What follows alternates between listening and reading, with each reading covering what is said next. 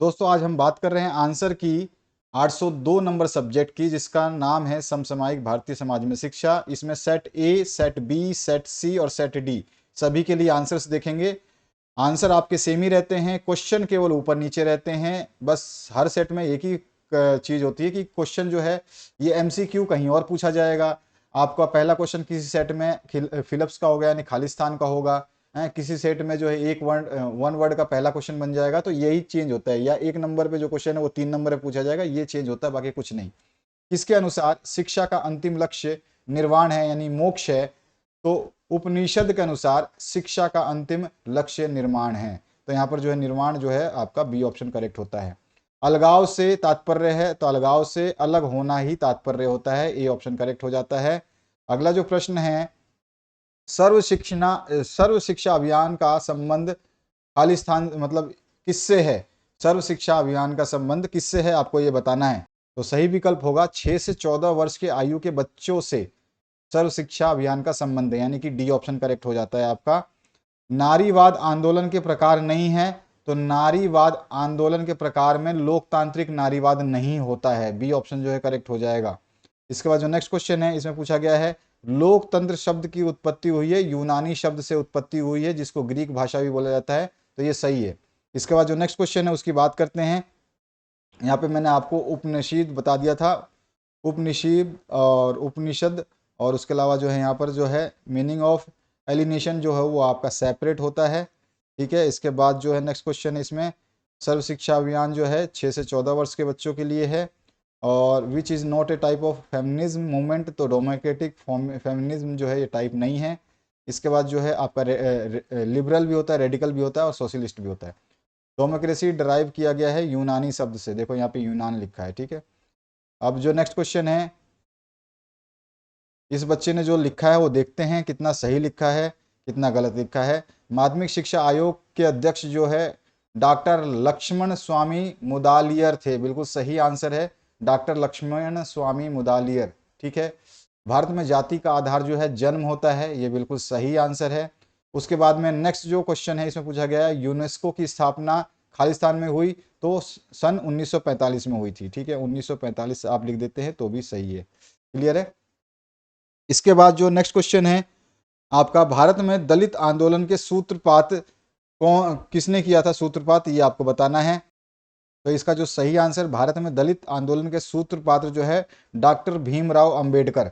ठीक है, बच्चे ने सही लिखा है। ज्योतिबा फुले भी हैं, लेकिन एग्जैक्ट जो आंसर अगर दोनों लिखा है तो भी सही है आपका, ये बिल्कुल सही माना जाएगा। लेकिन डॉक्टर भीमराव अंबेडकर जो है इसका सही आंसर होता है, डॉक्टर भीम राव अंबेडकर। ठीक है इसका, और अगर दोनों मिला के लिखा है तो भी सही है, आपका एग्जामिनर गलत नहीं करेगा। स्वतंत्रता एवं समानता भारतीय प्रजातंत्र के खालिस्तान हैं, तो ये प्रजातंत्र के मौलिक अधिकारों में शामिल होते हैं।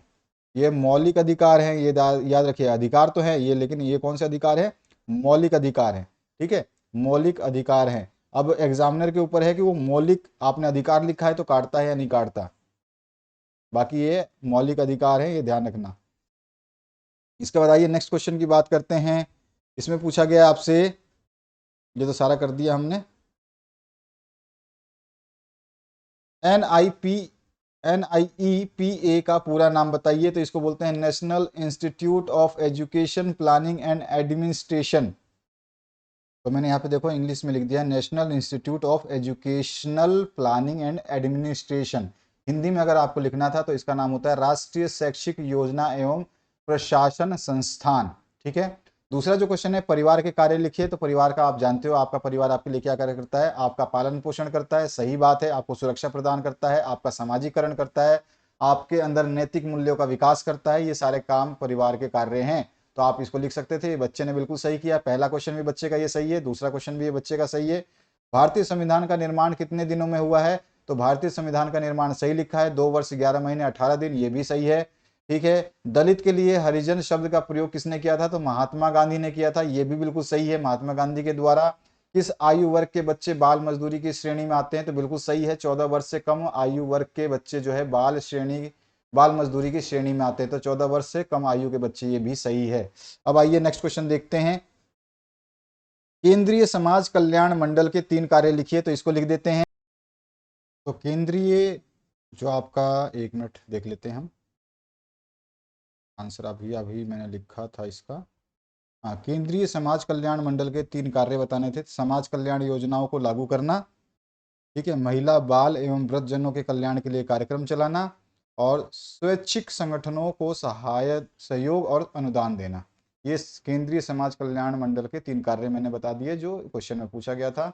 अगला क्वेश्चन पूछा गया सामाजिक परिवर्तन की एक परिभाषा लिखिए। तो हम बता देंगे सामाजिक परिवर्तन की एक परिभाषा, सामाजिक परिवर्तन वह प्रक्रिया है जिसमें समाज की संरचना, मूल्य, विश्वास और संस्थाएं समय के साथ बदलती हैं। इसके बाद जो एक और क्वेश्चन पूछा गया था आपसे, शाल्य संस्कृति के प्रकार बताइए।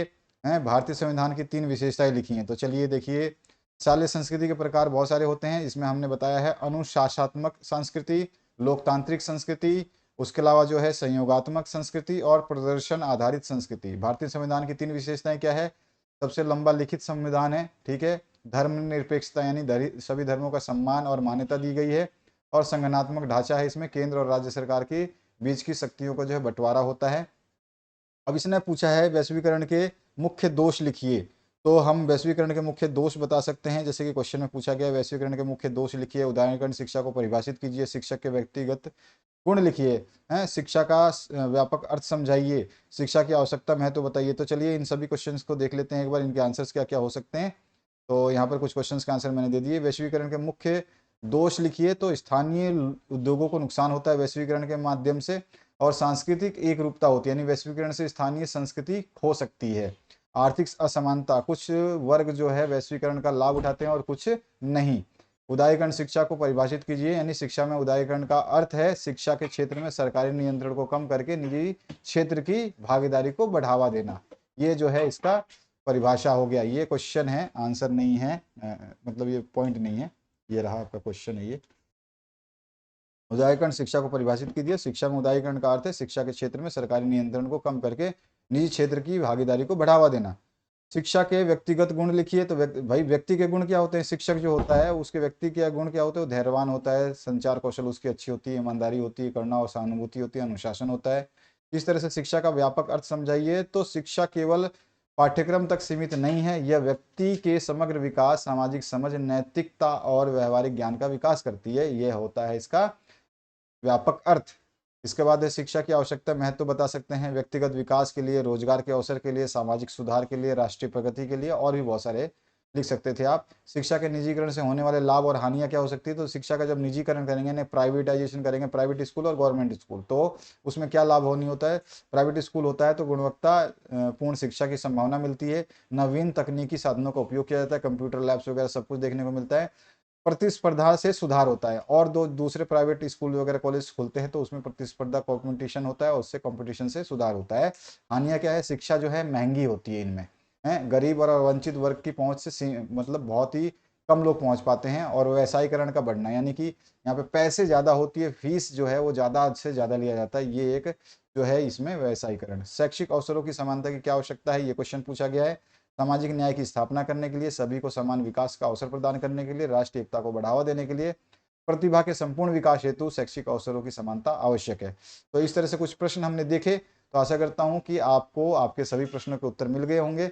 नेक्स्ट वीडियो में जो है हम सारे के सारे और जो प्रश्न हैं उनको भी डिस्कस कर सकते हैं, और आपके वन शॉट वीडियो जो है डाले गए हैं, वन शॉट वीडियो देख लीजिए। आपके इंपॉर्टेंट क्वेश्चंस की सीरीज चल रही है, उसको देखिए, हमेशा मॉडल पेपर दिए जाते हैं उनको पढ़िए। तो हर चीज़ को पढ़ना है ताकि आप जो है अच्छे से अच्छा स्कोर कर पाएँ। ये सारे क्वेश्चंस जो है हमने करे थे, और बहुत बढ़िया क्वेश्चंस रहे हैं आपके एग्जाम में ये। तो बेहतरीन क्वेश्चन पेपर आपको देखने को मिल रहा है, जो क्वेश्चंस कराए जा रहे हैं वहाँ से बहुत सारे, मतलब मैं कहूँगा 99 या 100% क्वेश्चंस जो है सेम टू सेम आ रहे हैं, और उनको पढ़ करके ही जो आप बेहतरीन जो है आप अपना स्कोर कर सकते हैं। तो thank you very much, have a good day. बाकी सब्जेक्ट के लिए नेक्स्ट वीडियो में मिलेंगे।